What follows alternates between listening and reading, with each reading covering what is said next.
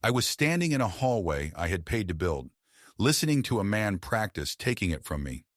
The hallway smelled like fresh paint and coffee urns, new carpet, folding chairs stacked against the wall.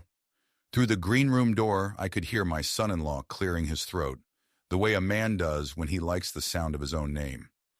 "And a special thanks," Preston said, "to the family that made tonight possible." He said it twice. He was rehearsing. I had my hand halfway to the door. I meant to wish him luck. That is the truth of it. I had come to say, "Break a leg, son," and to slip in the back and be quiet.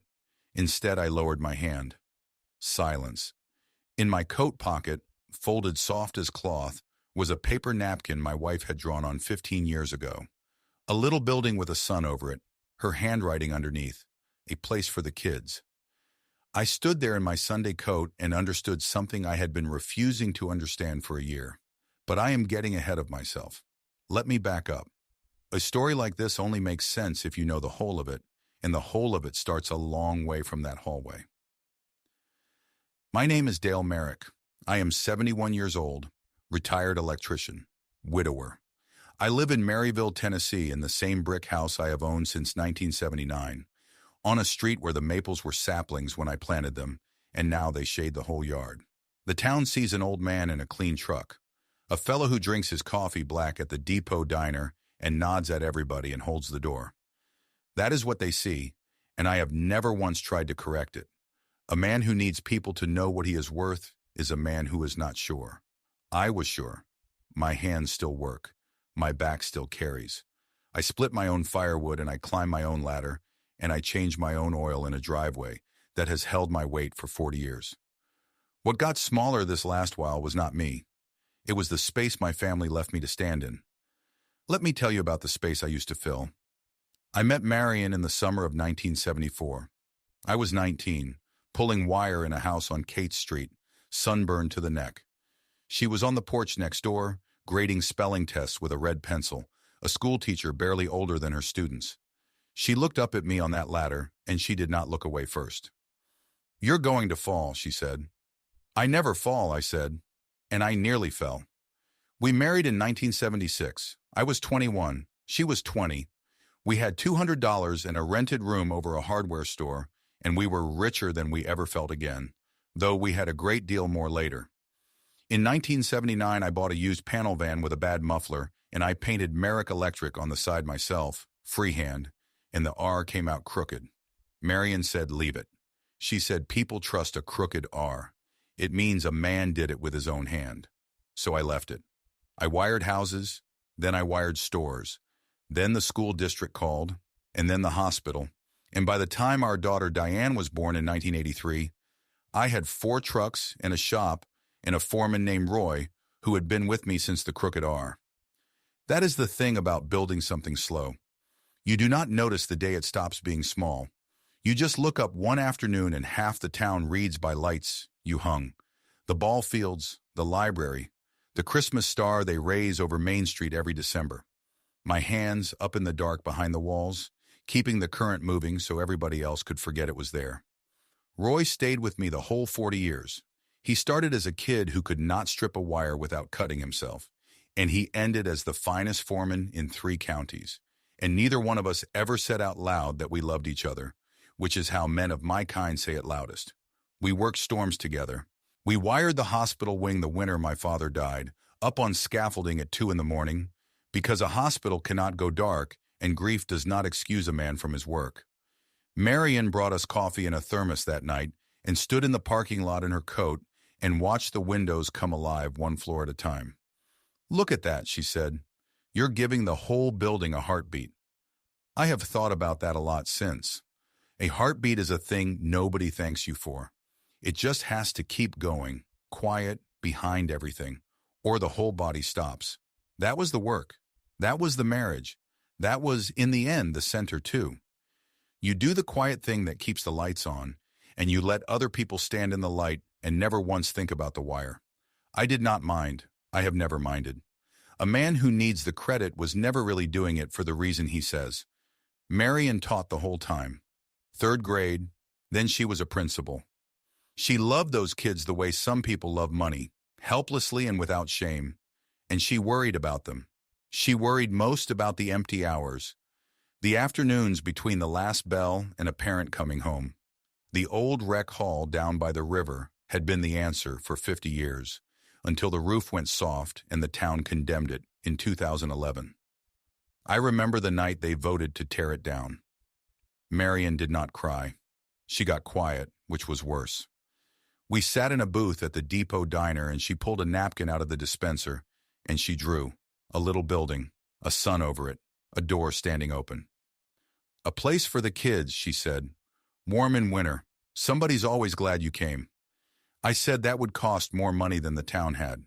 She looked at me across that Formica table and she smiled the smile she used when she already knew how a thing was going to end.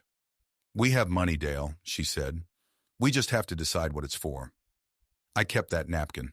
I do not entirely know why back then.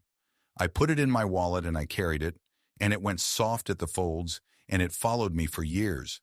In 2016, I sold Merrick Electric.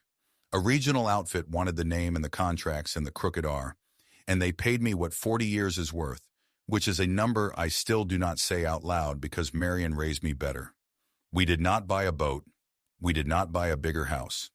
We sat at that same booth, older now, and Marion pulled out a fresh napkin and slid it next to the old soft one, and the drawing was the same. We started the Merrick Family Foundation. We put the money from the company into it, and we built the thing on the napkin. Ground broke that fall. Marion was out there in a hard hat 2 sizes too big, holding a shovel, laughing. She oversaw every inch. The reading room had to face east for the morning light.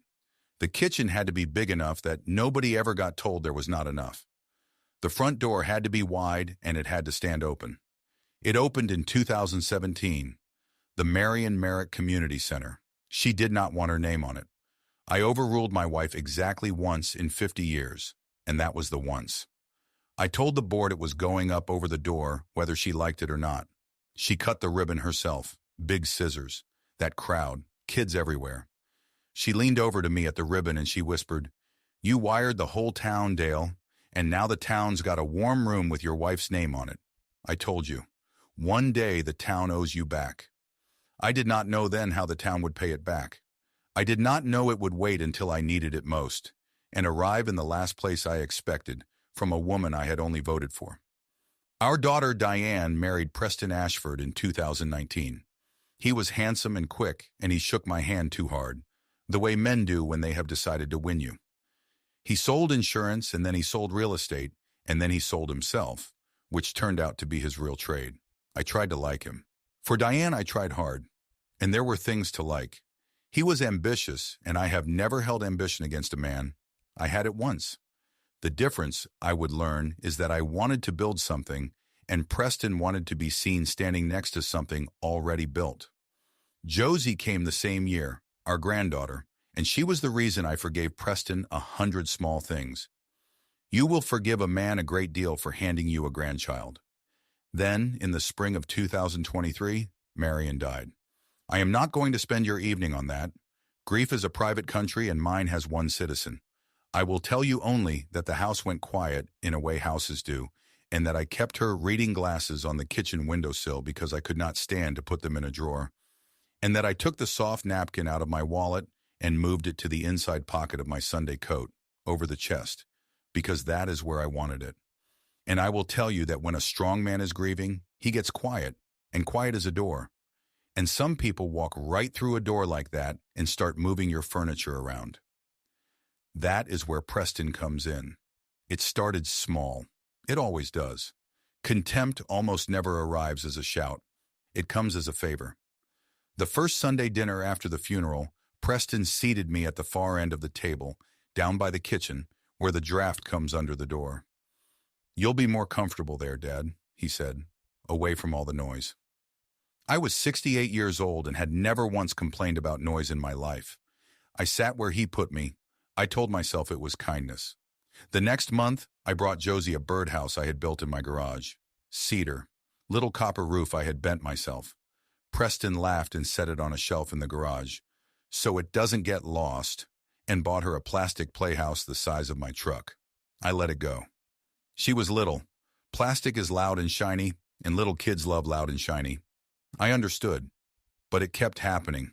At a cookout, I started to tell a story about the hospital wiring, and Preston finished it for me, wrong and louder, and everybody laughed at his version.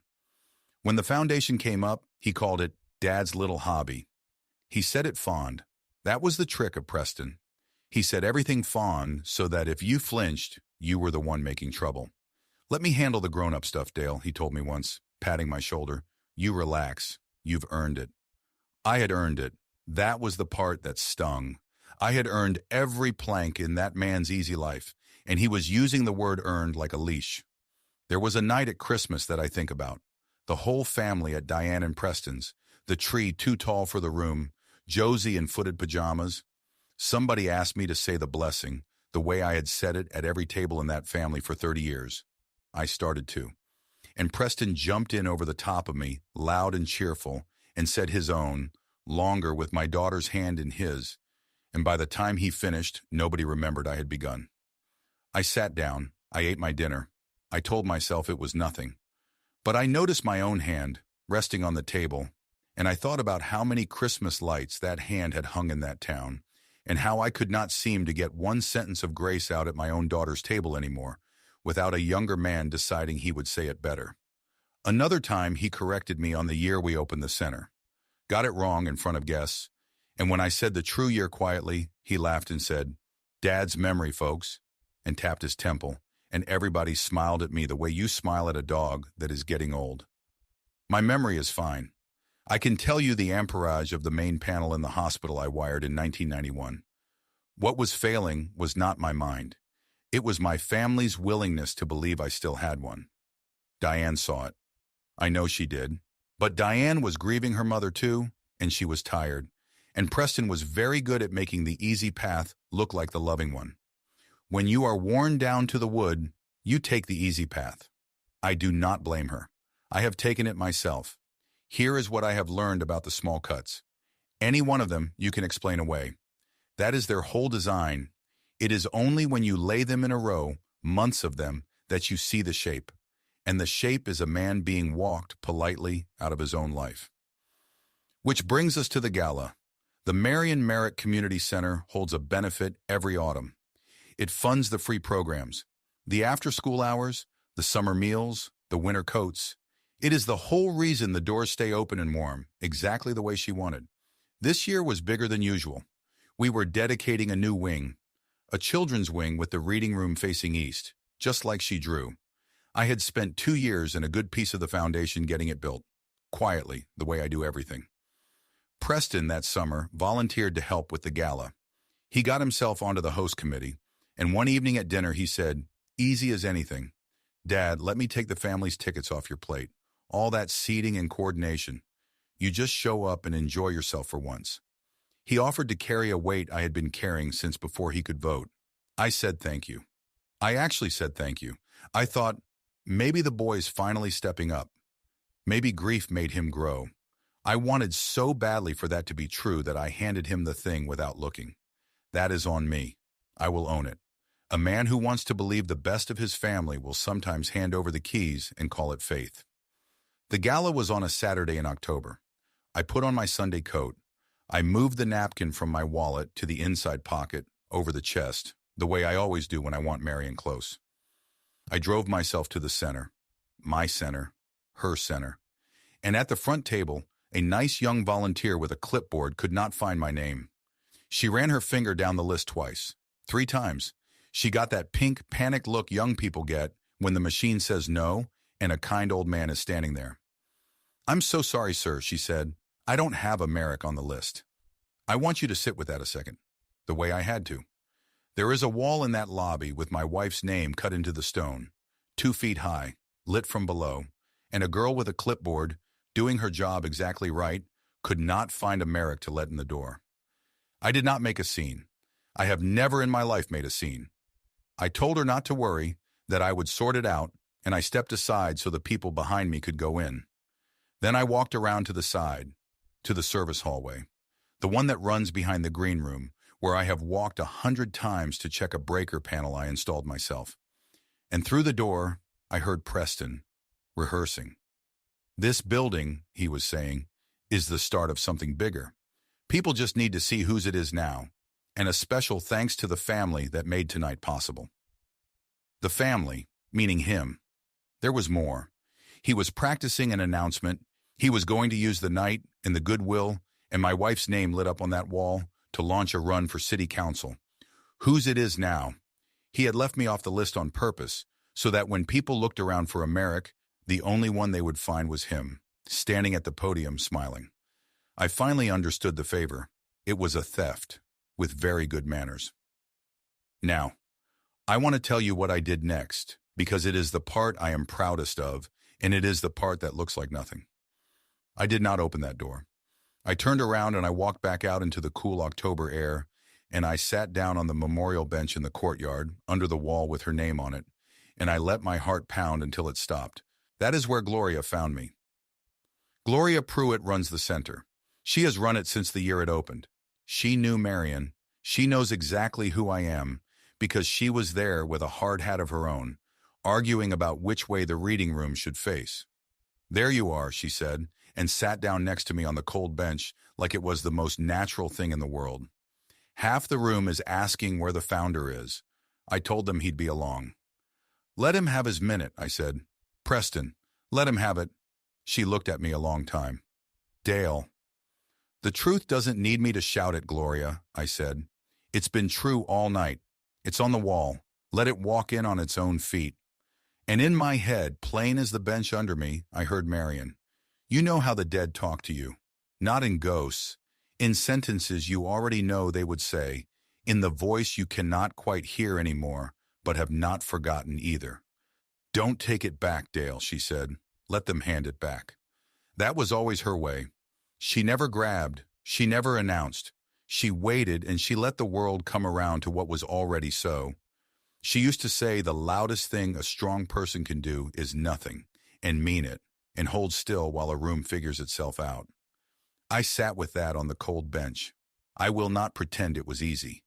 There is a young man's version of me that wanted to walk through that green room door and take the microphone out of Preston's hand and tell that whole crowd exactly whose money and whose grief and whose wife's dream they were standing inside of. That version of me had his fists half closed on his knees.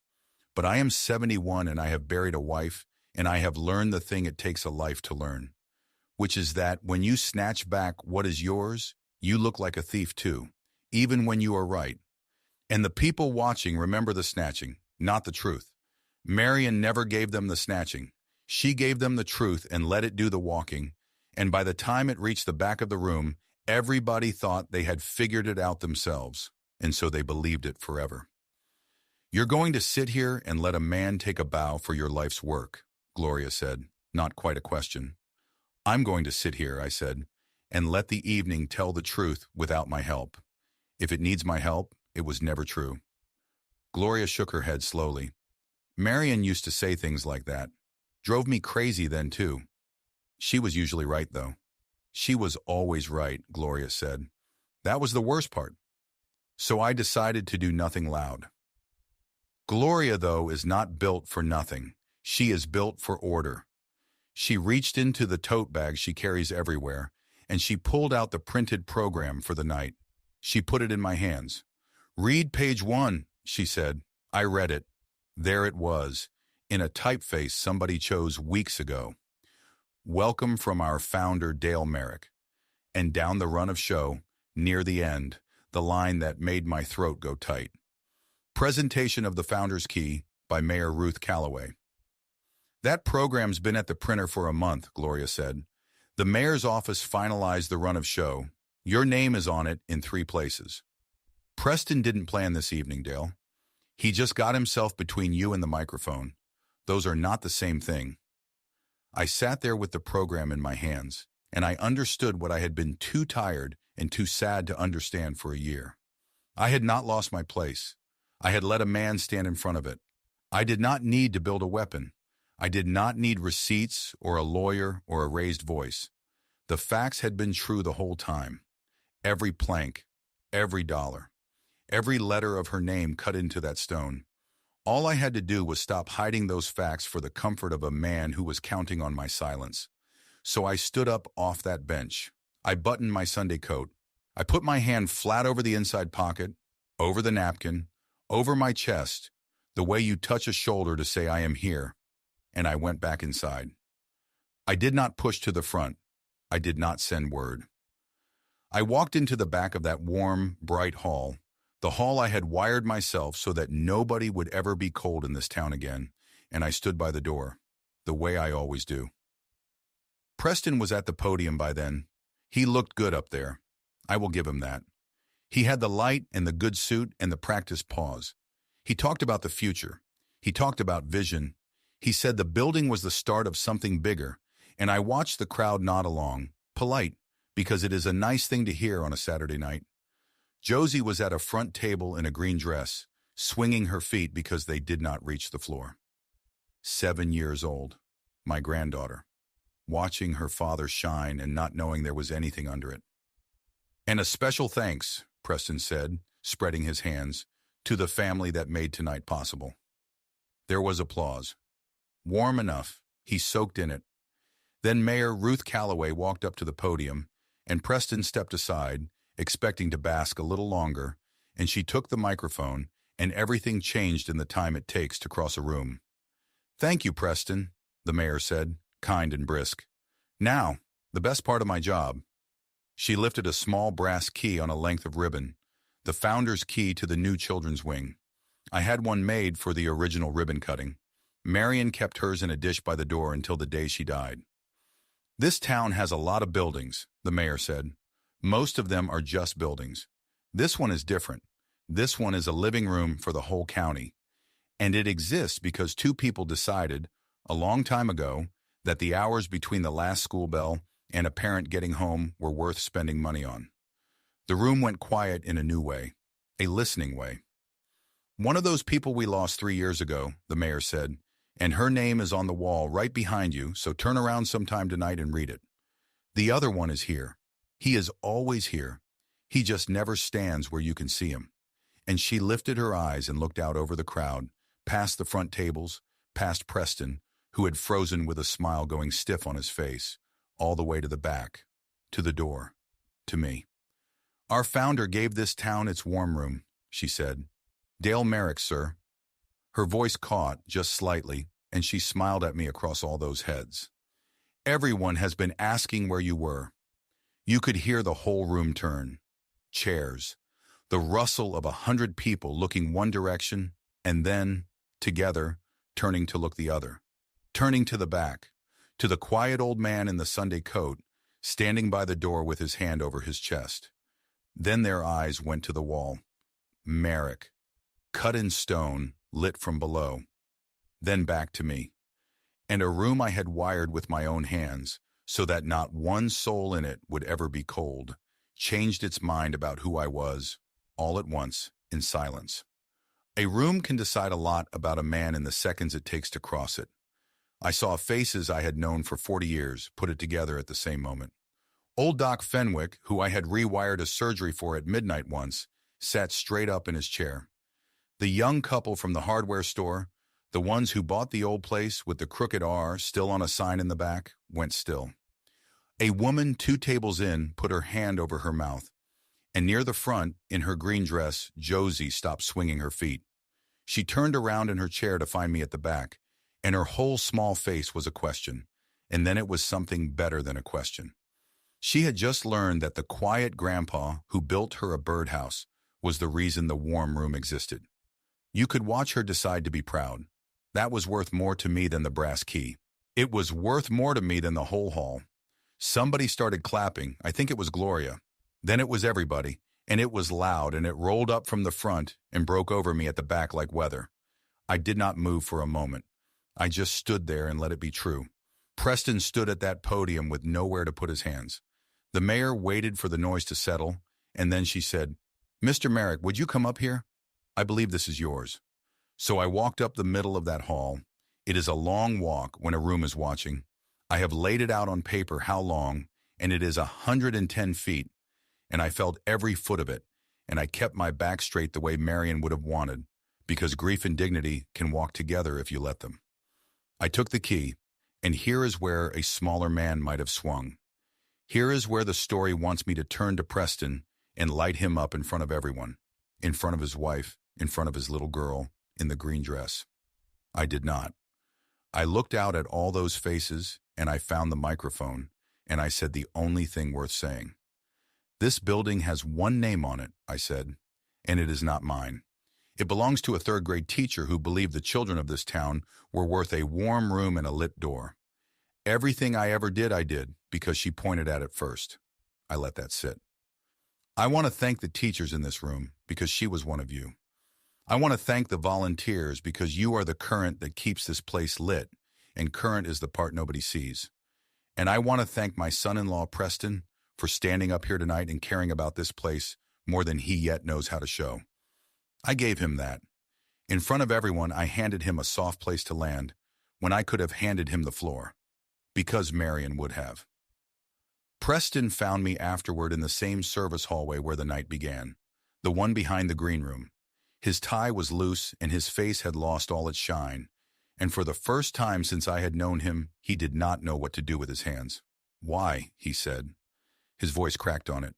"Why didn't you bury me out there? You could have. I'd have. If I had what you have, I'd have buried you." There it was, the most honest thing he had ever said to me. "I know you would have," I said. "Then why?" I thought about how to say it. I thought about the napkin over my chest. "Because Marion would have handed you a mop," I said, "not a shovel." He stared at me. "You don't get to sell her name for a council seat," I said. "That part is over. You will not speak for this family in public again until you have earned the right, and you will not launch anything off that wall. Are we clear?" "We're clear," he said. "But," I said, and I watched him look up, "if you actually want to build something, instead of stand next to it, there is a broom closet in this building full of real work, unglamorous work. Nobody claps for it. You show up on a Saturday and you do it for a year and we will talk. That is the only door I am going to open for you, and I am opening it because my wife believed people could be more than their worst evening. Do not make me sorry." He did not have a speech for that. For once.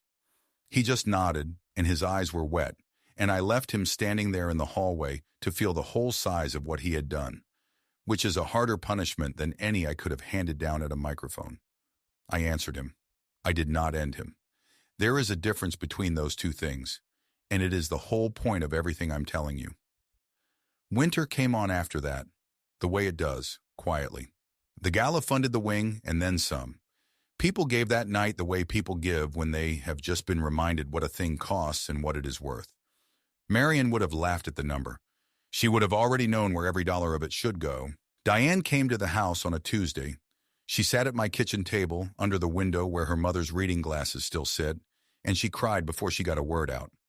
"I let him make you small," she said, "because it was easier than saying out loud that I miss her too.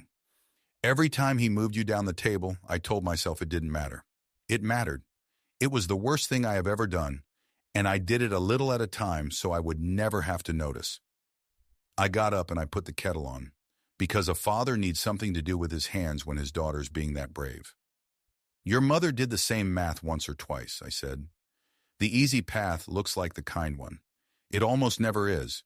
But you are here now, and you said it out loud, and that is the whole job. The rest is just Tuesdays." She laughed through it, the way Marion used to. We had a lot of Tuesdays after that. She started coming without a reason, which is the only kind of visit that counts. Sometimes she brought Josie and the kitchen got loud, and I did not mind loud one bit, it turned out, when it was the right people making it. Sometimes she just sat with her mother's reading glasses in her hand and did not talk. And I let her because grief shared is grief cut in half, and I had a lot of halves to give. One Tuesday she said, "I keep thinking about how close I came to letting him move you clean out of our lives. And you never once got angry at me. Why?" "Because you're mine," I said. "You don't stop being mine on your worst evening. Nobody does. That's the whole secret, honey. There isn't any more to it than that." Preston, to my genuine surprise, showed up. That first Saturday, I did not think he would. But there he was at 8 in the morning, in an old shirt, and Gloria put him on the food pantry, hauling and stacking and sorting cans, the least visible work in the building. No podium, no light, nobody clapping. He kept coming. I would see him some Saturdays through the pantry window, sleeves up, sweating, learning the names of the families who came in, and I watched something get built in a man that had never been built before. Not a platform, a spine. One Saturday in February, we got a cold snap, the kind that finds every family in the county living close to the edge. The pantry ran dry by 10 in the morning. I came in to see what the trouble was, and I found Preston on the phone with a grocery distributor. No cameras, no crowd, arguing gently and then not so gently to get a truck sent out that afternoon, using nothing but his own stubbornness. He got the truck. He unloaded it himself in the sleet. He never told Diane about it. I only know because Gloria told me, and Gloria only knew because she stayed late. That is the day I stopped watching him like a man waiting to be disappointed. I asked him about it, weeks later, careful, because a man that knew to honest work spooks easy. He shrugged. He said, "There were kids who were going to be hungry. It wasn't complicated." And I heard underneath it the first sentence he had ever said in front of me that Marion would have liked. It wasn't complicated. It was just cold. And there were kids, so you fixed it. That was her entire religion in one line. And he had found his way to it, hauling cans in the sleet, which is the only way anybody ever really finds it. We are not close, Preston and I. I do not know that we ever will be, the way I was close with Roy. But there is a respect between us now that did not exist before. And it was not given, it was earned. And both of us know the difference in our bones. He earned it in a building with my wife's name on it, doing work nobody would ever clap for. She would have handed him a mop. I still believe that. And I believe he needed the mop more than he ever needed the microphone, and that on the night I refused to bury him, I did him the only real favor anyone in his easy life had ever done. It was slow. Repair always is. You do not get the old thing back. You get a truer thing if you are patient, and if you are willing to let a person be more than their worst evening. That was the winter. Then spring. In the spring, we planted a garden along the east side of the new children's wing, under the reading room windows that faced the morning light, just the way she drew it. Josie helped. She is 8 now. She put in marigolds with dirt up to her elbows and a seriousness that stopped my heart because it was her great-grandmother's exact face. Inside the wing, in the reading room, there is a small frame on the wall now. Gloria's idea. Behind the glass is a paper napkin, soft at the folds, with a little building on it and a sun over the top and a door standing open and a woman's handwriting underneath. A place for the kids, warm in winter. Somebody's always glad you came. Josie stood in front of it a long time one afternoon, reading it over and over the way children do when they are deciding to keep something. "Grandpa," she said, "was Grandma really the whole reason?" I crouched down next to her, and my knees told me about it, and I did not care. "She was the reason," I said. "I was just the fellow who paid the electric bill." Josie thought about that. Then she took my big hand in her small one, and she looked back up at the napkin behind the glass, and she said, "You should be on the wall too." "I'm holding the door," I told her. "That's my spot. Somebody has to." And that is the truth of the whole business, sitting here now on my porch with the maples going gold again and her napkin back in my coat pocket where it belongs. I did not lose my place at that gala. I found out I had never lost it.